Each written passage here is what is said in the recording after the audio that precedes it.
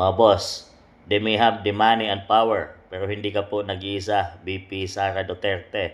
Nasa likod mo po kaming mga Pilipino, laban Agila. So ito ang mabigat talaga na nagiging kalaban ngayon ni VP Inday Sara sa kanyang kinakaharap mga boss. Talagang minsan nga ay napaiyak siya noong doon sa Davao City mga boss at sinabi niya na kung hindi sana siya tumakbo bilang Vice President ng bansang Pilipinas at nanatili siya na maging mayor ng Davao City ay hindi niya danasin ang ganito kalala, kahirap, kasakit na pinagdaanan niya mga boss. Isa lang naman ang kanyang nagiging kasalanan ang maglingkod sa tao, sa mamayang Pilipino, maglingkod ng tapat at labanan ang mga hindi dapat na mangyari sa ating bansang Pilipinas kagaya ng talamak na korupsyon, pagwaldas sa pera ng taong bayan.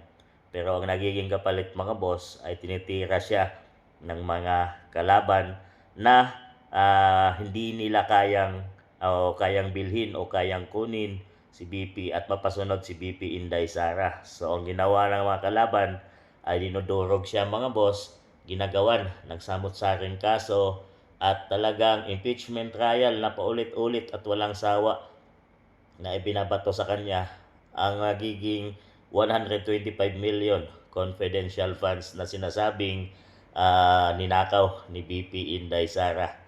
Mga boss, grabe dahil ito ang nagiging kalaban ni BP Inday.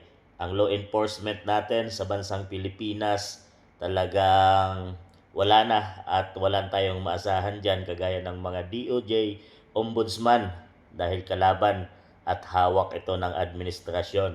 Ang lahat ng gagawin ay papabor sa PBBM administration at pagkalaban ka at Duterte allies ka ay hindi mananalig at hindi mo kuha o hindi mo sakop ang law enforcement ng ating bansang Pilipinas.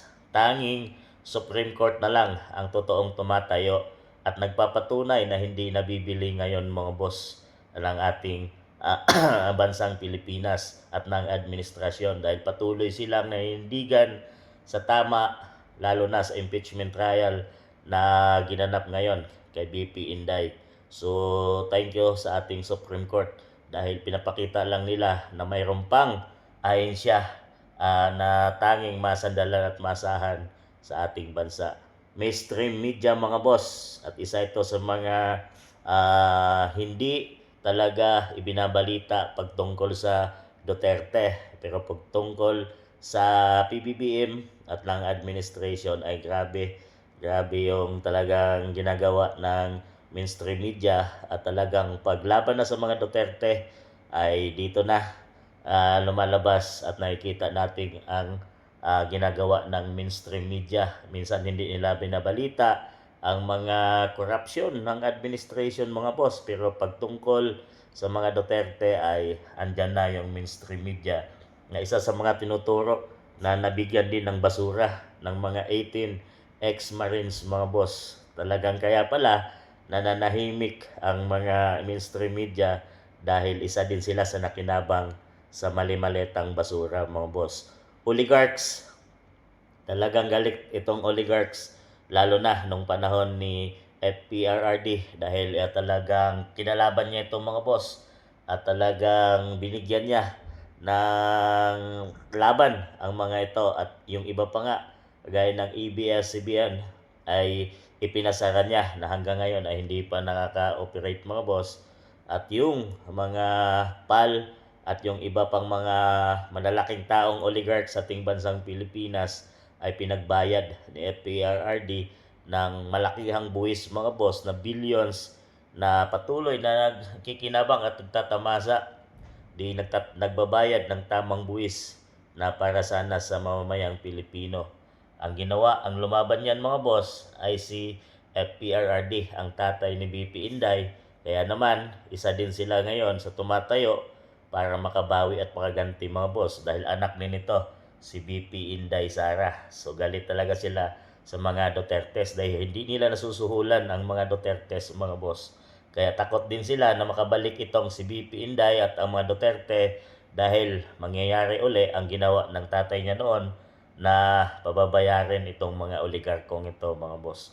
Foreign influence at isa din nito na nasa likod ng administration at talagang wala nang magiging kakampi si BP Inday kundi ang taong bayan na lang na sumisigaw ngayon ng laban Sara, laban Aguila, Duterte pa rin at yun na lang ang nagiging lakas loob at baon ni BP Inday na para magpatuloy sa kanyang trabaho ngayon, mga boss, at nag-declare nga siya na tumakbo sa 2028 presidential election.